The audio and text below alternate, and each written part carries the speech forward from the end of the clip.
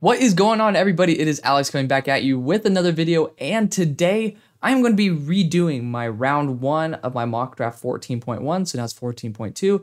With trades, we're going to be doing only 2 rounds for this because if I want to stick in a 2024 mock this week, continuing this mock draft, then I can't be having 3 rounds, and honestly, the 3rd round is where it starts getting a little mumbo-jumbo anyways, but basically the bottom line is I wasn't very proud of my 14.1 mock draft. You guys pointed out plenty of things that I honestly regretted, like looking at that Seahawks trade with Joe Lombardi being the OC who was fired rather than Staley, who was immediately fired.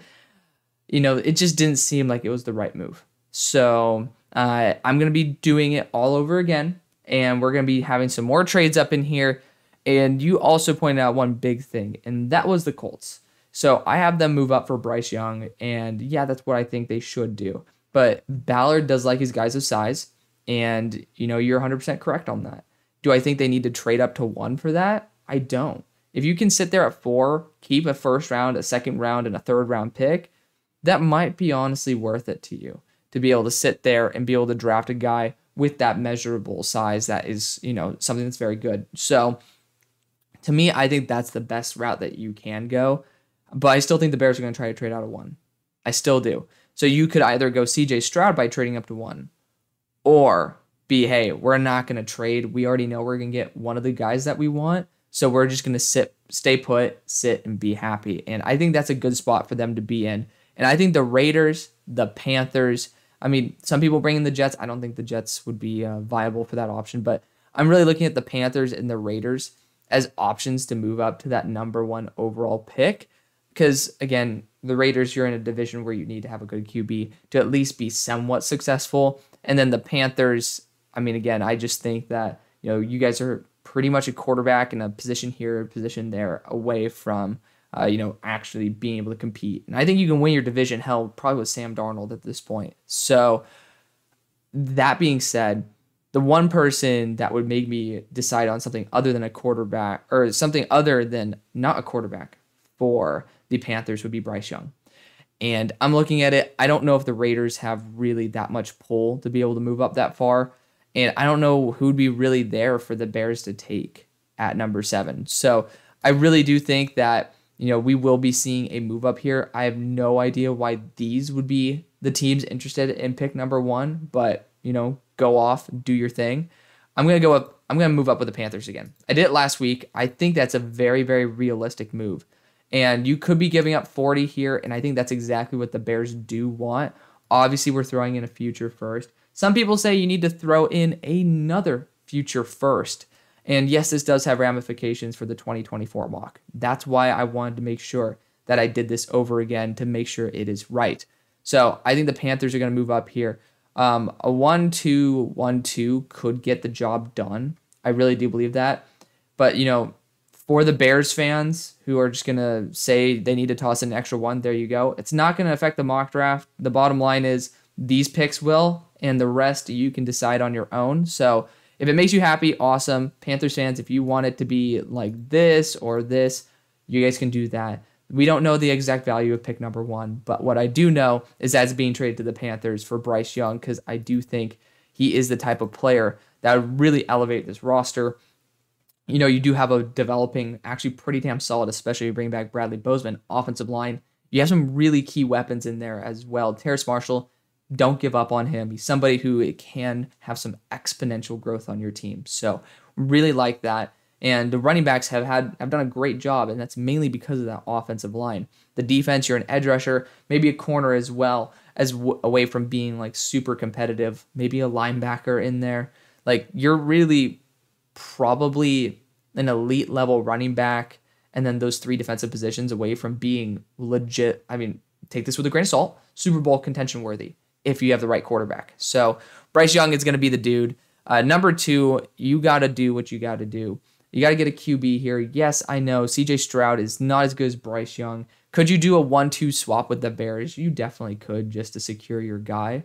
But I don't know if that's necessarily going to be in the Bears' best interest if they want to be able to get those extra first-round picks and develop their team over time. So with the number 2 overall pick, I think this is going to end up being a QB. I think you got to go CJ Stroud here, because you're basically selecting the quarterback for the Colts. Like, you got to think about it in that regard. You're essentially selecting it for the Colts. Pick number 3 with Arizona. Enough of you guys have just gone off on me about Jalen Carter, and I know just because you guys don't like a pick doesn't mean I can't do it. And I do think it's the smartest move to go Jalen Carter, but I also know that this franchise is wanting some instant impact players, and you guys value an outside linebacker edge rusher a lot. And again, you cannot go wrong here. So to change it up, to have a little extra spice added, we're going to be going Will Anderson Jr. here. Again, I think you can draft one of these guys later on, but if you guys really want to, like, a defensive interior is not a super high value position in the first place. If Will Anderson hits and Jalen Carter is like 80% of what he should be, then you made the right move. But if Jalen Carter ends up being 90 to 95% of what he can be, I think it's a mistake. Not a grave mistake, but still a mistake.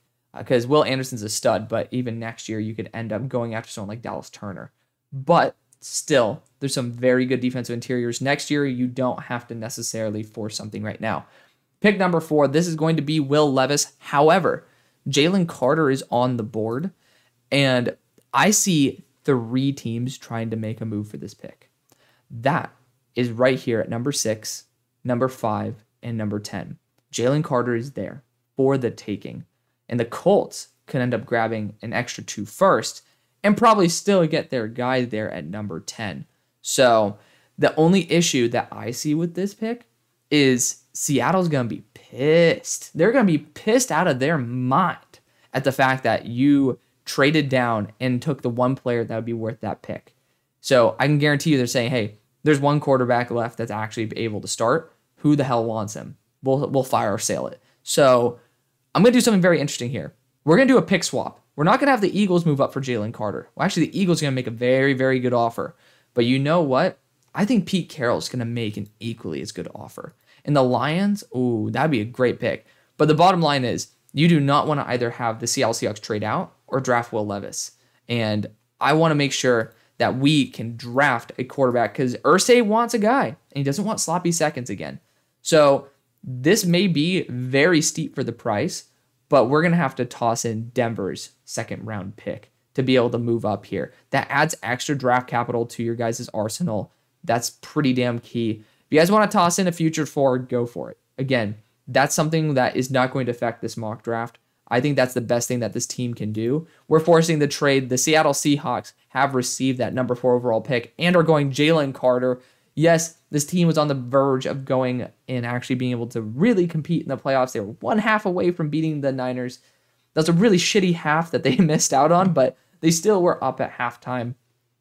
Again, thanks to I think it was he hit Geno Smith while he was sliding. So, a bullshit penalty that you guys shouldn't have committed. But still, they were up at halftime. If you actually could close out the game, then you're moving on to the next stage of the playoffs. Jalen Carter's a great guy who could totally bring you over that hump. So I love Jalen Carter. Take advantage of your top 5 pick. So this one's going to be Will Levis. I think that's just a perfectly fine route to go. Irsay wants the guy. Will Levis, again, a lot of people apparently love him. So it's a good spot to go. Pick number 6, I do apologize because I do think that the best pick for this team would have been to go after Jalen Carter. I love Joey Porter. I am not going to go Joey Porter here. James Houston's been awesome. Aiden Hudson's been awesome. And I would love to go after a different position. I always go Joey Porter, but I want to change things up. I do. And for that reason, Myles Murphy is still here. And there's going to be some corners there at 18. And I love going DB. Y'all know I love going DB. But I think Myles Murphy can add extra run defense as well. You are in the division potentially, Dalvin Cook doesn't get cut, with Dalvin Cook, Aaron Jones, and David Montgomery. You need to be able to secure that edge. And it's just another player. You have Ben Johnson coming back. You're going to be perfectly fine on the offense. That's crazy. But I do think you need somebody to be a pure 5-star edge rusher / run stuffer. And I don't think Breezy is that. I think Myles Murphy is. So going Myles Murphy to me is the best thing you can do. Pick number 7 for the Raiders. You could also trade out of this pick as well. You got guys like Tyree Wilson here as well as top tier corners. And I think top tier corners are probably the best thing you can do for the team. It's a relatively safe route to go. And McDaniels has had the most success because of the fact that his defense has allowed those quarterbacks with good distribution ability to just relax and then focus on their game rather than focusing on winning the game. So Joey Porter Jr., I still think should be the pick. You can go Christian Gonzalez, you can go Joey Porter. I think Joey Porter's field awareness is just the best in the class. Just somebody he has a cerebral mind, and I love seeing how well he understands what's going on around him. He's very grabby, but we're talking about Sauce is the best corner in the NFL. That's, he's also extremely grabby. Tariq Woolen, extremely grabby as well. Like, you see these guys. It's just part of the game now, and it is. And Joey Porter has everything you can be looking for. As long as you make him more tactical with his grabbing, then he'll be better. So pick number 8, I still think this should probably be Tyree Wilson. He's going to be going in this top range. Christian Gonzalez is another guy who I love. I love him on this squad, especially being able to learn the intricacies from AJ Terrell. I love it. But Tyree Wilson, again, you're helping in that run stuffing. You're having somebody with an extremely high upside as a pass rusher. I think that's the best route to go. The Bears, yes, it's a big downgrade looking at what you could have gotten. But I love Peter Skoronski on the squad. I do think that's a good move for the team. You are investing in Justin Fields as well. Now, I'm looking at the other players here. You do have really good corners. And you have some teams that might be looking for a good corner. None of them within range, though. Nothing that's like popping out to me. It's like, oh shit, they need to move up, right? So it's a little bit tough because I just don't know if anybody's willing to. No one's going to be paying a top 10 pick on Anthony Richardson. That's just not going to happen. But when you look at guys like Paris Johnson, Peter Skoronski, you could see a team try to move up for somebody. I don't think anybody's biting. Yes, I know this pisses off Bears fans. You lost out on maybe Jalen Carter, Will Anderson, and got that extra first-round pick and are getting Peter Skoronski. But this guy is a baller. He is very mean. He's going to protect your quarterback that you really love. And you know what? If Justin Fields isn't the answer, I'm sure that any quarterback that stands behind this offensive line is going to be pretty damn happy when they have someone like Peter Skoronski guarding them. And, just having good offensive line play is very well correlated to the best teams in the league. The Eagles, you look at how damn good their offensive line is. I mean, the last year, the Buccaneers, also like in the year they won the Super Bowl, had great offensive line play. The Rams had a good offensive line play in their Super Bowl run. The Niners always have good offensive line play. Offensive line play is key. People are saying that it's now overrated. I still say it's extremely underrated. Make sure that you secure the offensive line. Peter Skoronski is literally down the road from Chicago as well. They're seeing him absolutely dominate, and he can kick into guard. That role is open. So he's going to be a 5 to 10 year starter for you. Pick number 10 for the Eagles. Brian Breezy definitely does feel like a guy who could be in that range of somebody that you do bring on. I just don't really think the value's that good. I don't, even though I know I've been taking him at 10. It's just I'm trying to blend realism in here. Brian Breezy is the type of guy where, yeah, you have that pass rushing threat with him and then the run stuffing threat with Jordan Davis. That'd be a really nice one too. And it's a very good fit. But man, it's tough. It's tough to say that that's the route that we should go. It really is. And I think that the best thing to do here is to move back and then draft an offensive tackle. That's the howiest thing to do. And I don't think necessarily that's the right move, but I do think it's something that he's planning on doing. So I want to see who's here. You still got Breezy on the board, and there are teams that probably do want that defensive interior threat that could totally move up and select a guy who has extremely high upside. I think that team could be right here. You can see the Texans. Defensive interior is a very solid position to go. You could see a team, hell, like the Steelers. That'd be a great move for them. Obviously, the Lions, where you guys selected Myles Murphy, you can have that instant synergy there. But you do need DB pretty badly. So, I mean, it's tough. This is the worst part of the mock draft because I do all these live because I want to be able to move back. And I do think that you are going to be, the Lions, again, you could move up, but I need that DB. You need that defensive back. Like, that's pretty key. You could do it in free agency. Wouldn't be a bad idea. but defensive back is just so key. It's so key for this team. That's tough. Like, let's gauge the value. I think the Eagles could totally move back for the second round pick. You know, again, you need that one DB, maybe a linebacker, and then you're good. I mean, let's toss in the third, and then we'll toss in the third next year. I think that's fair. I think that's totally fair. If you have a 1-3-3 to move back 8 spots, that does feel right. And yeah, you guys might say, I want that too, but that's why I tossed in a future third. This team is all about getting future draft capital as well. I just don't think the Eagles are in the right position to be able to draft the guy that really is going to make that difference for them. The Lions are going to move up, and they're going to select Brian Breezy. I think that's the right move. You're having that instant chemistry there. Defensive interior is a big position of need for you. You missed out on Jalen Carter. Now you have a legitimate, superior, elite front. Brian Breezy, Aleem McNeil, Myles Murphy, James Houston, Aiden Hutchinson. That's the way to go.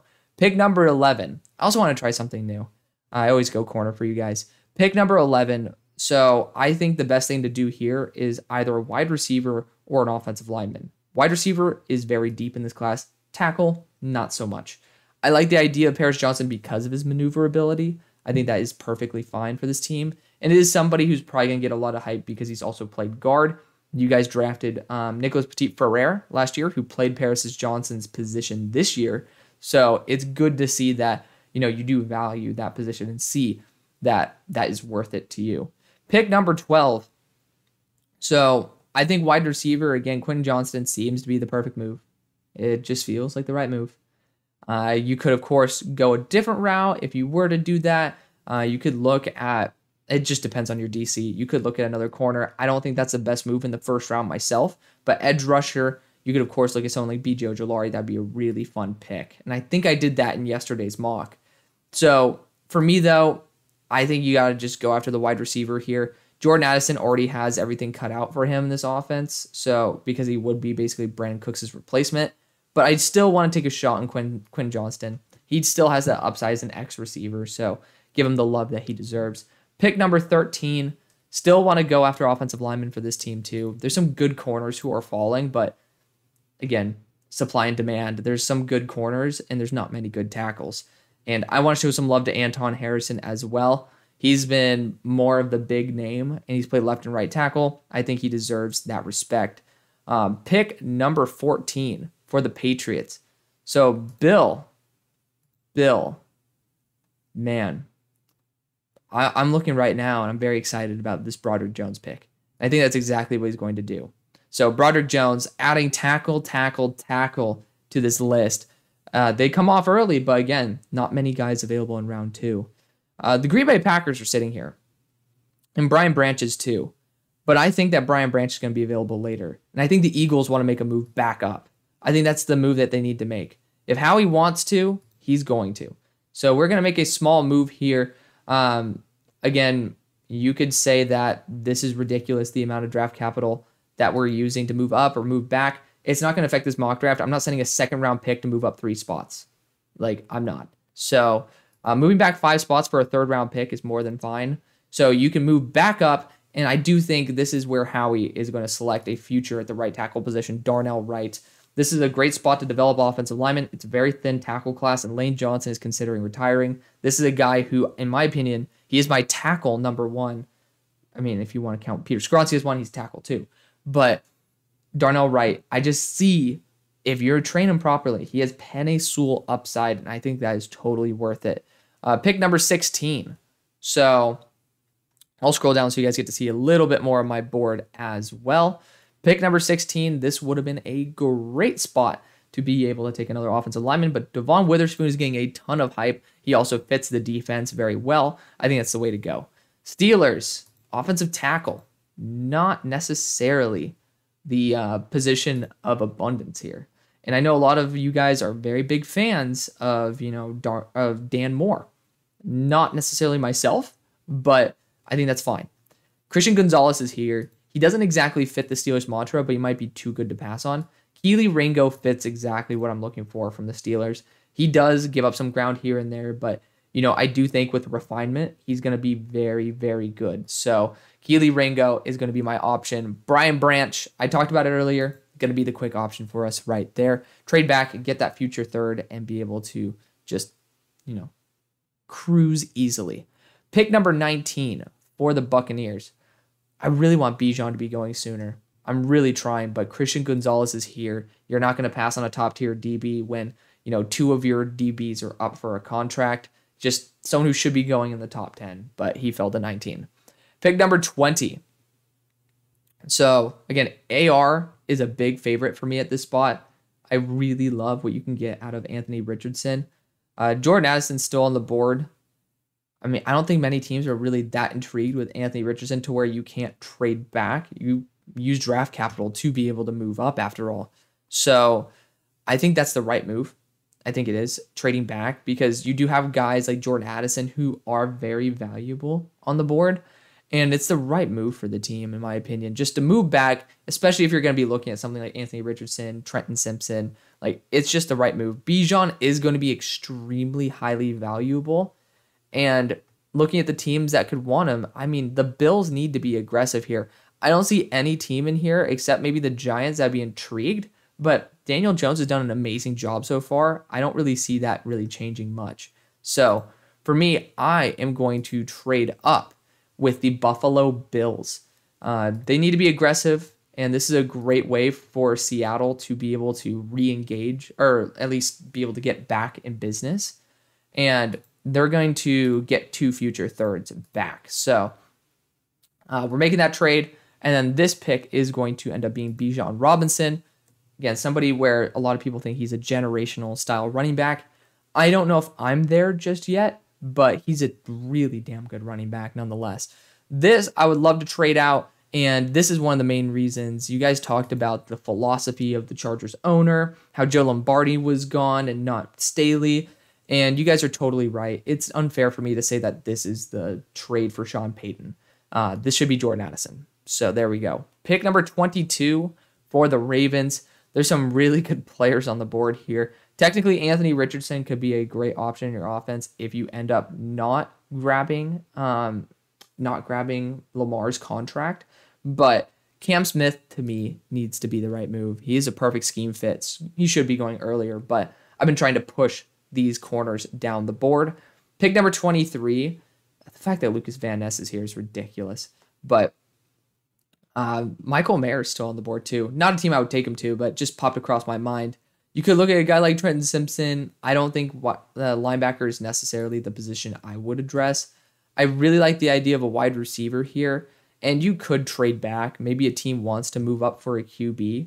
Like, it would not be the end of the world if you did end up moving for a QB. And, honestly, there's not many teams that could use him. So I'm going to take a pick here. We're going to go with it. And cornerbacks that are available, Emmanuel Forbes, Tyreek Stevenson. I still think Jalen Jones is an absolute stud. He's going to get a lot of love when people rewatch his tape. PFF's just being completely stupid, dropping from 19 to 99. Just a really damn good player. Limited athleticism, but somebody who is absolutely locked down. I think people are totally underrating him. My number 7 player on my board. Pick number 24 for the Jaguars. Michael Mayer could be a really fun guy for you guys. But let's go Jackson Smith and Jigba. Why not? I want to be able to add him, Calvin Ridley. Now, I mean, I just want to be a Zay Jones replacement or upgrade in that regard. I want to have something new that I haven't done in a hot minute. So Calvin Ridley, Jackson Smith and Jigba, Christian Kirk, and then you add in the plethora of other options. And also, he's a really good blocker, so you have another guy who can help in that run game.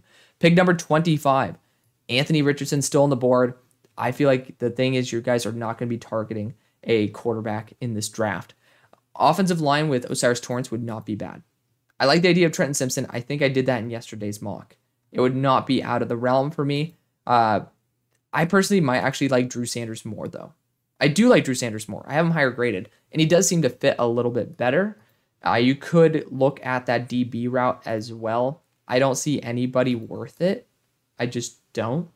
And safety-wise, I don't think you need to go after Antonio Johnson here. It's a tough spot because, in my opinion, you don't really need that much more than what you already have. Zay Flowers would be a great option. I don't think a guy who didn't get a Senior Bowl invite is going to be taken in the first round. But I do think Jalen Hyatt could be that guy where he fits directly into that Darius Slayton role, and that's going to be a good spot for him to be. Pick number 26 for the Cowboys. Michael Mayer seems to be the option here. Dak loves his tight ends, and I haven't taken a tight end for the Cowboys in a hot minute. Yes, you can take one in round 2, but I also think that with multiple I believe Dalton Schultz is up for a contract. But franchise tagging a tight end 2 times in a row and then continuing to see the impact of a tight end like every single game, especially with Dak giving a safe option, tight end is a very valuable position, and Michael Mayer might be one of the best blocking tight ends that we've seen in a hot minute. Pick number 27, you're also taking him away from a potential contender here. So, I mean, I would love the idea of Trenton Simpson on this team. I really would. You know, having somebody who has that level of upside at the linebacker position, never a bad thing. I do want to look at the tackles available. You do, if I'm not mistaken, have a North Dakota State offensive lineman on your team. So it's not out of the question to reach on a guy like Cody Mock, because you're not going to be in position to go after an offensive lineman ever again in this draft, because you know damn well I'm going to be taking the tackles. Could you fix this in free agency? Yes, but you haven't fixed it yet.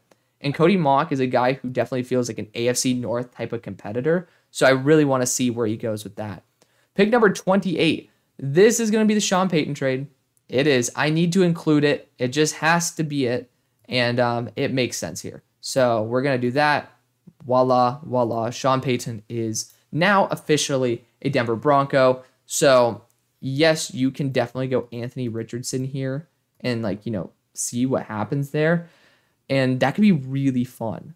But I don't think they want another Project Big Arm quarterback. I just don't really think so. Honestly, it's not a bad option. Let's have a little bit of fun here. I always give them crap QBs anyway. So, let's go Anthony Richardson and see what fun can happen. Pick number 29, yes, you lost out on AR. It happens. You have picks next year as well. That's going to be okay. So pick number 29, there's a lot of other picks that we can take here. And one of those being Osiris Torrance, who definitely has that mentality of a Seahawks offensive lineman. Definitely is a perfect fit anyway, so you get that extra pick, and you get Osiris Torrance. It's a good deal for me. Pick number 30 for the Chiefs. So, I mean, you could look at an edge rusher here. I love me some edge rusher myself. I love some edge rushers in this class. Y'all know damn well that Isaiah McGuire, he's been number 2 on my board for a long time. He's here at 61 on their board now. From 220 to 61. Y'all see what's happening. Yeah, I know. It's happening. You could definitely go that route. And you know what? Screw it. I want to show some love for my man. My number 2 player in the draft. You know, now it's starting to seem like it's more realistic because of the fact that people are just believing in him more.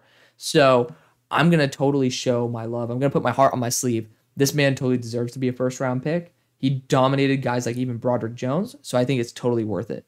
Pick number 31 for the Eagles. Yes, I know. I can already hear the comments saying, like, we don't need a tackle. Yes, you do. This team is literally your lifeblood is your offensive line, and if Lane Johnson's considering retiring, I would make damn well sure. And also, you know it's Howie. He's going to do what he's going to do. The Cowboys could have gotten a boundary corner last round. They'll get one next round. Don't you worry. But Howie's going to go offensive line. You know that. Like, you know that deep down that Howie will definitely be intrigued with offensive line. So being able to draft one, not a bad thing. But at this spot, I still think corners should be at least on his mind. But you look at the corners that have been successful in Philly, like the really successful ones, they are free agent acquisitions. So I don't think you necessarily need to force an Eli Ricks pick here. Looking at other positions, edge rusher is one where I do think you could totally develop a player. And you look at Felix here, look at Andre Carter. Andre Carter would be super fun, but you also have Nolan Smith who can go directly into the Hassan Reddick role and develop over a year as he gets healthy from that torn pectoral. And obviously he continues the Georgia linebacker system. Let's try it out. Yes, it's not the position they need, but you do have Josh Sweat there, so you don't necessarily need a 265 plus anyway. So you're having a long-term option there with Nolan Smith. Again, adding another guy from that Georgia defense to continue building your future chemistry. Let me know what you guys think. Thank you guys so much for supporting me as always. See you on the far side. Peace.